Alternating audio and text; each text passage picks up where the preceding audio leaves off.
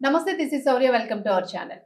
మరి ప్రస్తుతం చూసుకుంటే జగన్మోహన్ రెడ్డి వైఎస్ఆర్‌సీపీ పార్టీ అధినేత జగన్మోహన్ రెడ్డి గారి నర్సీపట్నం పర్యటన మరింత పుట్టిస్తుందని చెప్పుకోవాలి. ఎందుకంటే ప్రజల్లో వ్యతిరేకత కనిపిస్తూ ఉంది. గో బ్యాక్ జగన్ అంటూ కూడా నినాదాలు వినిపించాయి. నర్సీపట్నం ప్రాంతం అంతా కూడా మారుమోగిన పరిస్థితి కనిపించింది. ఏ పరిస్థితి అక్కడ పార్టిసిపేట్ చేయడానికి పర్యటన కోసం ఏ పర్మిషన్స్ ఇచ్చారో కొన్ని అంశాలతో కూడుకున్న కొన్ని కీలక నిర్ణయాలతో కూడుకున్న పర్మిషన్స్ అయితే ఇచ్చారు. కొన్ని ఆంక్షలతో కూడుకున్నవి. మరి ఈ ఆంక్షలు ఏవైతే ఉన్నాయో వీటిని పాటించకుండా వాటిని ఓవర్ రూల్ చేస్తూ జగన్ ముందుకు దూసుకుపోతున్నారు అనే విమర్శలు అయితే వినిపిస్తూ ఉన్నాయి. అలాగే పత్రికల్లో కూడా, పేపర్లో, మీడియా పరంగా కూడా మనం చాలా రకాల ఇష్యూస్ చూసాము. ఏమేమి జరిగింది అక్కడ అన్నది. ఎందుకంటే చాలా మంది కొట్లాటలు, గాయాలు పాలవడం జరిగింది. అలాగే ముఖ్యంగా తీసుకుంటే ఎటువంటి రోడ్డుకి సంబంధించిన ఎటువంటి పర్యటనలు లేదంటే ఇట్లాంటివి జరిగినప్పుడు, పరామర్శలు జరిగినప్పుడు ఖచ్చితంగా అంబులెన్సెస్ వెళ్ళడానికి, అలాగే పబ్లిక్ డిస్టర్బెన్స్ జరగకుండా ఉండడానికి కొంత వెసులుబాటు అయితే ఇవ్వాల్సి ఉంటుంది. సో అలాంటి వెసులుబాటును కూడా ఇవ్వకుండా జగన్ ఒకటే ఏకధాటిగా ప్రజల్ని పరామర్శిస్తూ ఉన్నారు అన్న అంశం అయితే తెరపైకి వచ్చింది. మరి దీని వలన పబ్లిక్ ఎలా రియాక్ట్ అయ్యారు, ఎలా రియాక్ట్ అయ్యే ఛాన్స్ ఉంది, అలాగే నేతల్లో కూడా కొంత ఇబ్బందిని కలిగించిన అంశం, అలాగే పోలీసులకు కూడా కొంత ఇబ్బందిని కలిగించిన అంశంగా కూడా తెలుస్తూ ఉంది. సో మరి ఇలా ఓవర్ రూల్ చేయడం వలన ఎలాంటి ఇబ్బందులు ఎదురైనాయి, అలాగే ముఖ్యంగా సుధాకర్ కేసుకి సంబంధించి గతంలో కొన్ని ఆరోపణలు విన్నాం మనము. మరి ఈ కేసుకి సంబంధించి ఉంది కాబట్టి దళితుల నుంచి కొంత వైసీపీకి విమర్శ వచ్చిందని కూడా విన్నాం. మరి దీనికి సంబంధించి మరిన్ని డీటెయిల్స్ అందించడానికి ఈ రోజు మనతో పాటు జనసేన నేత అదాడ మోహన్ గారు ఉన్నారు. వారితో మాట్లాడదాం. మోహన్ గారు నమస్తే అండి. నమస్తే సార్.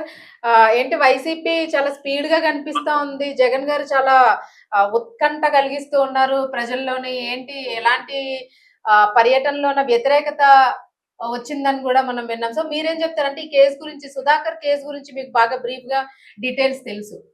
ఎందుకంటే మేము విన్నంత వరకు మొట్టమొదట మీడియాకి విశాఖపట్నం హాస్పిటల్లో ఉండేటప్పుడు సో మీరే పార్టిసిపేట్ చేశారు. దాని మీద మీరే లీడ్ తీసుకున్న అంశం కూడా మీరే తీసుకున్నారు. సో మీరు ఏం చెప్తారు అసలు? అంటే కేసు గురించి కొంత బ్యాక్ కొంచెం మీరు దాని గురించి చెప్పండి. చెప్పి ఇప్పుడు ఎలాంటి వ్యతిరేకత వస్తోంది వైసీపీకి, లేదంటే ఇదేమైనా పాజిటివ్ అవుతుందా, నెగటివ్ అవుతుందా, అసలు ఈ పర్యటన హిట్టా ఫట్టా అన్న దాని గురించి మీరే చెప్పండి. నమస్కారం. నమస్తే. జగన్మోహన్ రెడ్డి గారి కోసం ఏం చెప్పాలమ్మా? ఆయన వ్యక్తిత్వం కోసం నేనైతే ఆయన అధికారంలోకి వచ్చిన సంవత్సరంలో చెప్పాను జగన్మోహన్ రెడ్డి గారికి, వాళ్ళ టీంకి. నేను ఆ టీవీ 24 స్టూడియోలో ఉండగా చెప్పాను, జగన్మోహన్ రెడ్డికి నెక్స్ట్ ఎలక్షన్ కి 10 సీట్లు వస్తాయని. అంటే అందరూ నవ్వుకున్నారు. జగన్మోహన్ రెడ్డికి పొరపని చేయట్లేదు, ఆయన తప్పిస్తే ఎన్ని సీట్లు వచ్చాయమ్మా ఆయనకి, ఇది రాసి పెట్టుకోవాలి. తర్వాత ఇందాక మీరు అనేటప్పుడు మేము జనంతో మమేకమై ఉంటాం. జగన్మోహన్ రెడ్డి గారి వాదార్పు యాత్రకి నేను ముందుండి నడిపించాను. అప్పుడు ఉత్తరాంధ్ర జిల్లాలో ఇన్ఛార్జ్ గా ఉండేవాడిని, ఎస్సీసెల్ నడిపించేవాడిని. ఆయన బాగా అధికారం వచ్చినంత వరకు బాగానే ఉన్నాడు. అధికారం వచ్చిన తర్వాత ఎవరితో పెట్టుకోకూడదు వాళ్ళతో పెట్టుకున్నాడు అన్నమాట. ఏదైతే 25% ఈ రాష్ట్రంలో ఎస్సీలు ఉన్నారు, ఎస్టీలు కనుక్కుంటే 28%, దాదాపు 30%. దే ఆర్ వెరీ వెరీ, అంటే వాళ్ళ డాక్టర్ బాబాసాహెబ్ అంబేద్కర్ దయ వల్ల బాగా చదువుకున్నారు. ఈ రోజు ఈ రాష్ట్రంలో కూటమి ప్రభుత్వం వచ్చిందన్నా, లేదా గతంలో జగన్మోహన్ రెడ్డి వచ్చాడన్నా, ఎవరు వచ్చారన్నా, ఈ 30% ఓట్ బ్యాంక్ అనేది చాలా కీలకం. వీళ్ళంత తేలికగా తీసుకుంటే మాత్రం యాక్సిడెంట్ అయిపోతారు. అదే యాక్సిడెంట్ జగన్మోహన్ రెడ్డి చేశాడు. ఆయన ఏం చేసిన పని ఏంటంటే, ప్రజలకి డబ్బులు ఇస్తే ఓట్లు వేసేస్తారు, నాయకులు లేని సమాజాన్ని నిర్మించాలనుకోవటం ఆయన తప్పు. రెండేటంటే, ఎస్సీల పట్ల 1% కూడా రెస్పెక్ట్ లేదు, బాధ్యత లేదు. చివరికి అంబేద్కర్ గారి పేరును మార్చేసి ఆయన పేరు పెట్టుకునే పరిస్థితికి ఆయన వెళ్ళిపోయాడు. జగనన్న విదేశీ విద్య అంటే ఆయన ఏమనుకున్నాడు అనుకుంటే, ఆయన బతుకున్నంతకాలం నేనే సీఎం అని అనుకున్నాడు. ఈవెన్ కోడిగుడ్డు మీద కూడా జగన్ గారి ఫోటోగా ఉండేది, ఒక సెకండ్ లో చెతకొట్టేసే గుడ్డు మీద. ఆయన ఒక ఎటకారంగా నవ్వి ఎంత పెద్దోడు వెళ్ళినా, వీడు నాకు చెప్పేది ఏంటి అనే స్థాయిలో ఉన్నారు. ఇప్పుడు కూడా మా కూటమి ప్రభుత్వంలో కూడా కొంతమంది అలాగే ఉన్నారు. నేను నవ్వుకుంటాను వాళ్ళు చూసి. ఎందుకంటే ఊరకనే చంద్రబాబు నాయుడు జైలుకి వెళ్ళడు, ఊరకనే జగన్మోహన్ రెడ్డి జైలుకి వెళ్ళడు. వీళ్ళు కన్స్ట్రక్షన్ లేని విధానాల వల్ల జగన్మోహన్ రెడ్డి కన్నా చంద్రబాబు నాయుడు గారు పెద్దోడను, చంద్రబాబు నాయుడు కన్నా జగన్మోహన్ రెడ్డి పెద్దోడను, వీళ్ళిద్దరికన్నా పవన్ కళ్యాణ్ గారు పెద్దోడను. ఎందుకంటే ప్రజాస్వామ్యం అనేది చాలా కీలకం. అది కామన్ మ్యాన్ ఏదైతే ఉన్నదో ఎస్సీ ఎస్టీ మరి ముఖ్యంగా వాళ్ళకి సరైన ఉపాధి అవకాశాలు ఇవ్వకుండా నువ్వు ఏమొచ్చా ఆ నిధులన్నీ దోపిడీ చేసి ఊరి మీద పంచుతాను, ఆ ఓట్లతో గెలిచేస్తాను, నాయకులు లేని సమాధానం నిర్మిస్తాను, నాయకులు తయారు చేస్తాను. నాయకులు తయారు చేస్తారట, మీకు ఫ్యాక్టరీలు పెడతారు, తయారు చేస్తారు. కాదనుకుంటే ఈ పార్టీలో ఉన్న రాజకీయ నాయకులు అందరూ ఏం చేయగలరు అనుకుంటే కోటేశ్వరులు తయారు చేయగలరు. నువ్వు లిక్కర్ ఫ్యాక్టరీ పెట్టుకోరా, నువ్వు అక్రమ మద్యం తయారు చేయరా, నువ్వు భూ కబ్జా చేయరని కోటేశ్వరులు తయారు చేయగలరు, కానీ నాయకులు మాత్రం తయారు చేయరు. జగన్మోహన్ రెడ్డి గారికి నేను గట్టిగా చెప్పేది ఏంటంటే ఆయన నాయకులు ఖాతరు చేయరు. ఇప్పుడు కోదండ ప్రభుత్వంలో కూడా కొంతమంది ఖాతరు చేయట్లేదండి. నాయకులు అవసరం లేదు, ఎందుకంటే అధికారం ఉంది కదా.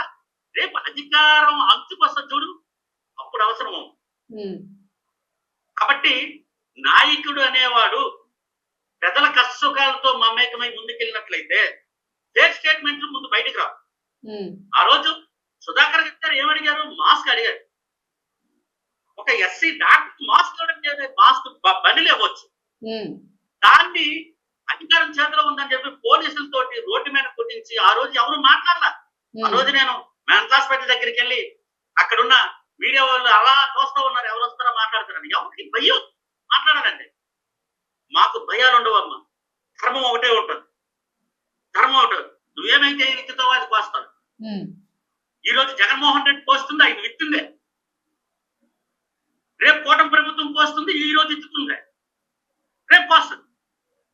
కాబట్టి నాయకుడు అనేవాడు ప్రజలకు ఏం కావాలో అది చూడాలి.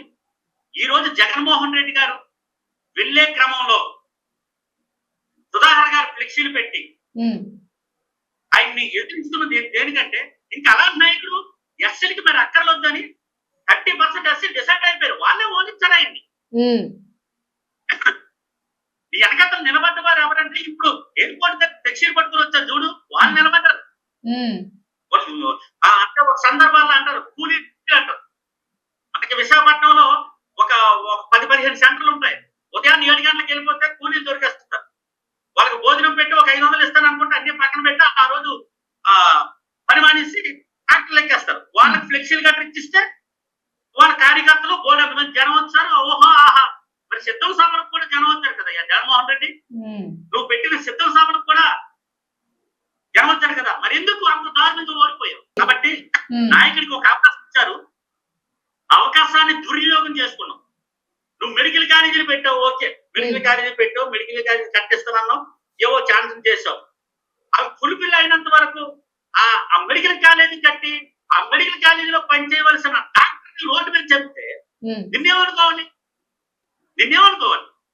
ఇప్పుడు ఎందుకు వ్యతిరేకిస్తున్నారు అంటారు?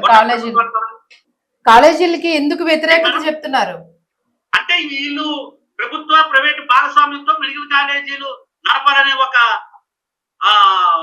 సిద్ధాంతంతో ఒక జీవోతో ప్రభుత్వం ముందుకు వచ్చింది. ఎందుకంటే ఆయన మనం నిన్న నర్సీపట్నంలో చూస్తాం, అక్కడ చూస్తాం మాగవరపాలెం ఎక్కడో, అక్కడ పిల్లర్లు వేసి వదిలిస్తారు.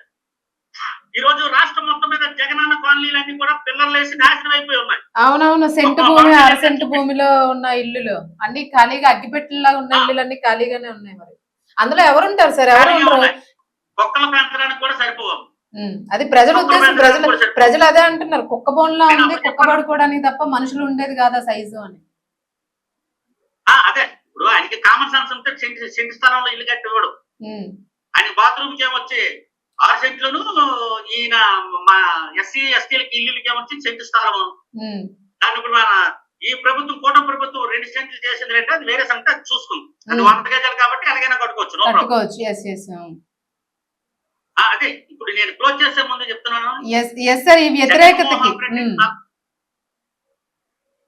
చెప్పండి సార్. జగన్మోహన్ రెడ్డి గారు ప్రభుత్వం ఏదైతే డబ్బులు లేక ఇబ్బంది పడతా ఉందో దాన్ని క్యాష్ చేసుకోవాలని చూస్తా ఉన్నాడు. ఆయనలాగా కూటమి ప్రభుత్వం ఎక్కడ అమ్మకాలు జరపట్లేదు. ఎందుకంటే ప్రభుత్వాన్ని సాఫీగా సంక్షేమ పథకాలను బ్యాలెన్స్ చేసుకుంటూ అభివృద్ధి వైపు ఇంకా అడుగులు వేయలేదు, అడుగులు వేస్తుంది. ఫైనాన్షియల్ డెఫిసిట్ అనేది చాలా పెద్ద తలనొప్పిగా మారింది. దాన్ని ఆయన లైక్ ఎవరైతే ఉన్నారో ఖాళీగా ఉన్నారు కదా, ఏదో పోరాటం చేయాలి, అది చేయాలి, ఇది చేయాలి అని చెప్పి నీకు చేతనైతే అసెంబ్లీకి వెళ్ళి బాబు ఒక ఎమ్మెల్యేగా నీకు ఎలా చేస్తారు కదా, నీకు మాట్లాడడానికి టైం ఇస్తారు కదా, మాట్లాడడానికి టైం ఇవ్వకపోతే ప్రజలకు చెప్పయ్యా, నాకు అసెంబ్లీలో మాట్లాడడానికి టైం ఇవ్వలేదు, నేను ఈ మెడికల్ కాలేజీ కోసం మాట్లాడడానికి అసెంబ్లీలో నాకు టైం ఇవ్వలేదు అని ప్రజలకు చెప్పు. వాళ్ళు వింటారు, అయ్యో మన ఎమ్మెల్యేగా గెలిపిస్తే ఆయన్ని అసెంబ్లీలోకే రానిచ్చారు కానీ టైం ఇవ్వలేదు, ఓ ప్రతిపక్ష నాయకుడిని వచ్చి ఇంత దారుణంగా అవమానిస్తున్నారని చెప్పి ప్రజలు ఆలోచిస్తారు. ఇప్పుడు నువ్వు చెప్పే సొల్లంతా విని నీకు రేపు ఓట్లు వేసేయడానికి ఎవరు సిద్ధంగా లేరు. ఎందుకంటే నువ్వు చేసిన పాపాలు, నువ్వు చేసిన తప్పులు, నువ్వు చేసిన ఘోరాలు, అన్యాయాలు ఇంకా మదిలో మెదులుతూ ఉన్నాయి కాబట్టి అంత దారుణంగా ఓడించారు. నువ్వు పేపర్ల వరకు 4 టీవీల వరకు, ఇప్పుడు ఏదో శ్రీశ్రీ గారు చెప్పినట్టు అక్రమ సంతానంగా కొన్ని టీవీలు కొన్ని పేపర్లు పుడతాయి. శ్రీ మహానుభావుడు చెప్పాడు, పెట్టుబడిదారి వ్యవస్థ పుట్టిన అక్రమ సంతానమే కోర్టు ఎస్టేట్ లో ఉన్న కొన్ని మీడియా కొన్ని పేపర్లని ఆ రోజే చెప్పారు. ఉన్నదాన్ని లేనట్టు లేదని ఉన్నట్టు రాసినట్టు. ఇప్పుడు జగన్కి తిరగబడిపోయిన జనం ఎక్కడ తిరగబడిపోతున్నాయి, 1000 మంది వస్తే ఆ రోడ్డే కాని ఉంటుంది. నీకు సిద్ధం సభలకు వచ్చిన జనాలు అబద్ధం, నిన్న కూడా వచ్చిన జనాలు అబద్ధం. నాకు తెలిసి ఏం జరుగుతుంది, ఎందుకంటే నీ వాదార్పేత్రం దగ్గరుండి నడిపింది నేను జగన్మోహన్ రెడ్డి. చెప్తా ఉన్నాను, నువ్వు నీ మీద పెట్టుకున్న నమ్మకాన్ని నువ్వు కోల్పోయావు. మళ్ళీ నమ్మకం తెచ్చుకోవాలనుకుంటే వెయిట్ చేయి. అన్నప్రాసం రోజు ఆవకాయ రుచి ఎందుకు, ఇంకా సంవత్సరం అవ్వలేదు, ఈ ప్రభుత్వం మీద పోరాటం చేసి ముందుకు వచ్చేస్తున్నావు.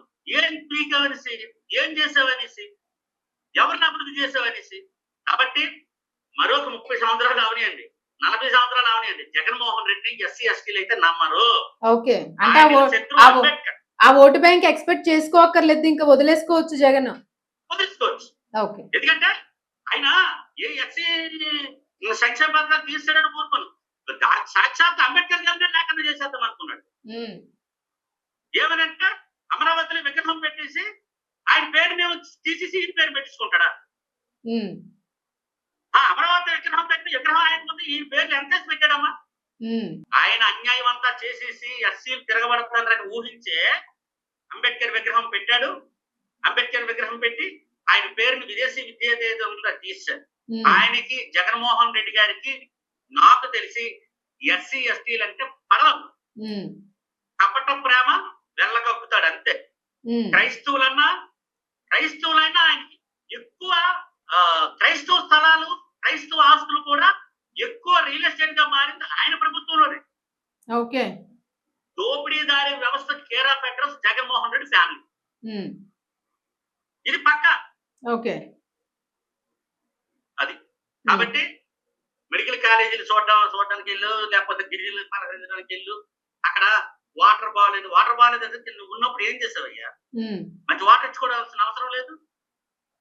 నువ్వు ఎంతసేపు పనిచేసి వచ్చేసరి మళ్ళీ ఏటి అమ్మేద్దామా, ఏటి చేసేద్దామా? ఇక్కడ 500 కోట్లతో కట్టిన రిషికొండలో కాపురం పెట్టడానికి కూడా నువ్వు రెడీ అయిపోయినావు కదా. అంటే ఒక్కొక్క సిటీలో ఒక్కొక్క పెద్ద రాజమహల్ కట్టడానికి కోటలు కాదు, అప్పుడు పూర్వం రాజులు ఉండేవారు, వాళ్ళు కోటలు కట్టేవారు. ఏ రాజ్యాన్ని ఆక్రమిస్తారు రాజ్యం. అలాగే ఆంధ్ర రాష్ట్రంలో ఒక కోట, బెంగళూరులో ఒక కోట, హైదరాబాద్ లో ఒక కోట, ఇలా కట్టించుకుని వెళ్ళిపోతాడు జగన్మోహన్ రెడ్డి. ఈయన దురాశపడు. రైట్ సార్, అంటే మీరు ప్రస్తుతానికి అయితే చెప్పండి సార్. ఈయనకి ప్రజల పట్ల బాధ్యత లేదు, అవగాహన లేదు, చిత్తశుద్ధి లేదంటారు.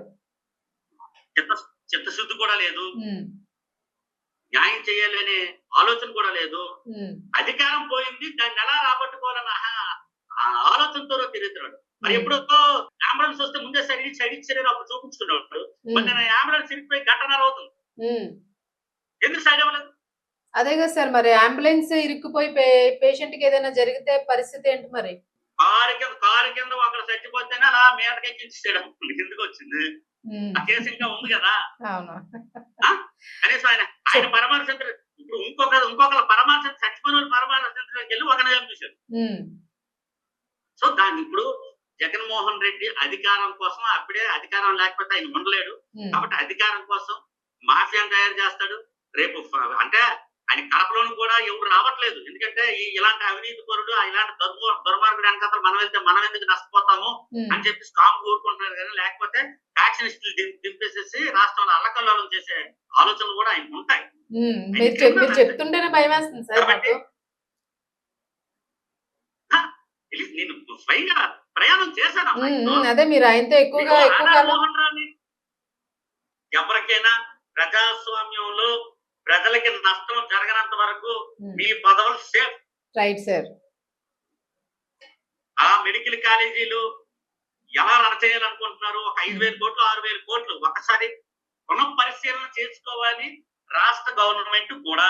ఉమ్, ఎందుకంటే ప్రభుత్వ యాజమాన్యం ఎంటర్ అయిన తర్వాత ఎంతవరకు ప్రభుత్వానికి ప్రైవేట్ యాజమాన్యం ఎంటర్ అయిన తర్వాత ప్రభుత్వానికి ఎంతవరకు బలం ఉంటుంది, ఎంతవరకు హక్కులు ఉంటాయని కొద్దిగా బ్యాలెన్స్ చేసుకుంటూ ఉమ్, ప్రజలతోటి ప్రైవేట్ సంస్థలతోటి ప్రభుత్వంతో కోఆర్డినేషన్ చేసుకుని ముందుకెళ్లే ఒక అద్భుతమైన జీవోని తీసుకొచ్చి ఉమ్, మెడికల్ కాలేజీలు పునరుద్ధరించి వాటి ద్వారా ప్రజలకి మంచి వైద్యం అందించి విద్యని వైద్యాన్ని మరి ఉపాధిని కూడా ప్రోత్సహించవలసిన అవును. అవసరం బాధ్యత. Right sir. ఏదైనా కూడా ప్రజలకి మరి న్యాయం జరగాలి. మీరు అనుకున్నట్టుగా చక్కటి జీవో